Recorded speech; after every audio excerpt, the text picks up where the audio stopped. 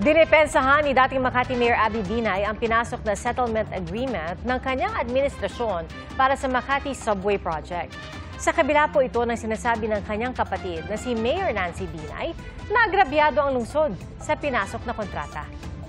Saksi, si Sandra Aguinaldo. Nakatenggang construction site ang makikita sa De La Rosa Street sa Makati City na magiging lokasyon sana ng isa sa mga estasyon ng Makati Subway. Nakahinto ang trabaho matapos makansela ang proyekto. Ilang bahagi kasi ng subway project ang dadaan sa mga dating barangay ng Makati na inilipat ng Korte Suprema sa Taguig City. Sinambahan ang Makati City Hall ng arbitration case ng ka-joint venture nitong Philippine Infradev Holdings Incorporated para mabawi ang investment nito sa subway. Sa settlement agreement, pumayag ang dating Makati City Administration na bayaran ng $160 million o halos 9 billion pesos ang Infradev Consortium. Pero sabi ng kampo ng kasalukuyang mayor na si Nancy Binay, lalabas sila sa kasunduan, lalo't walaan niya ito sa budget ng City Hall.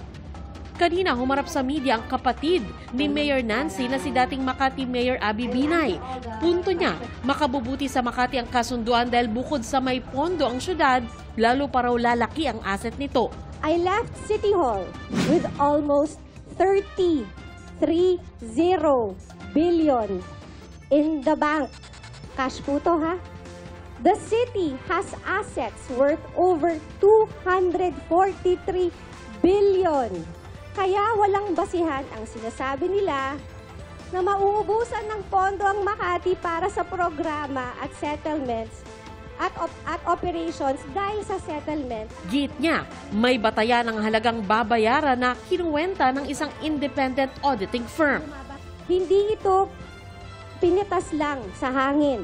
The amount is based on the assessment of an independent auditing firm.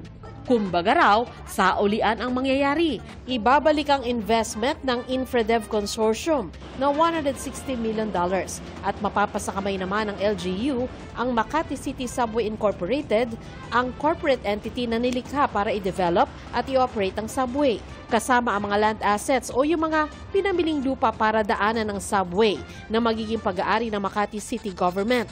Lahat ng ito nagkakahalaga raw ng $1.6 billion. Makati will acquire assets more than 10 times the amount it will pay.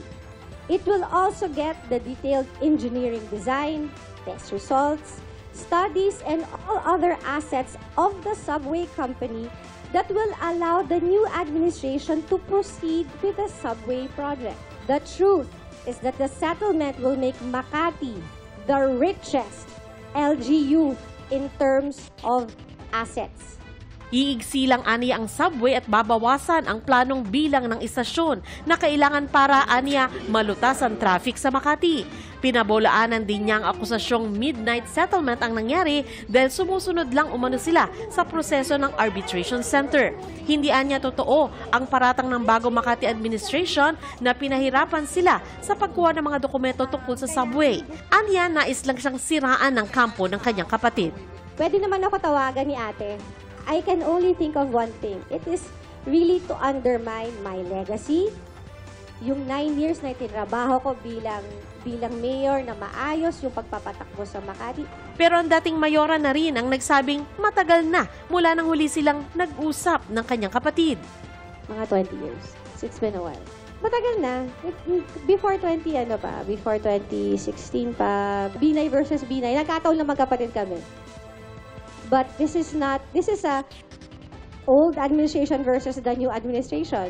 Magkikita kami after 3 years kasi dun natin malalaman. Sa tanong kung magkakaayos pa kaya silang magkapatid, all in God's time. It's not something you can rush. It's not something you can rush. It's not something that can be fixed overnight. It's not something that will be fixed on its own. sinikap naming makuha ang kampo ni Mayor Nancy Binay pero wala pa silang sagot.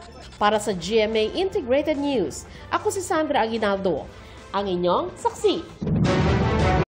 Mga kapuso, maging una sa saksi. Mag-subscribe sa GMA Integrated News sa YouTube para sa iba't ibang balita.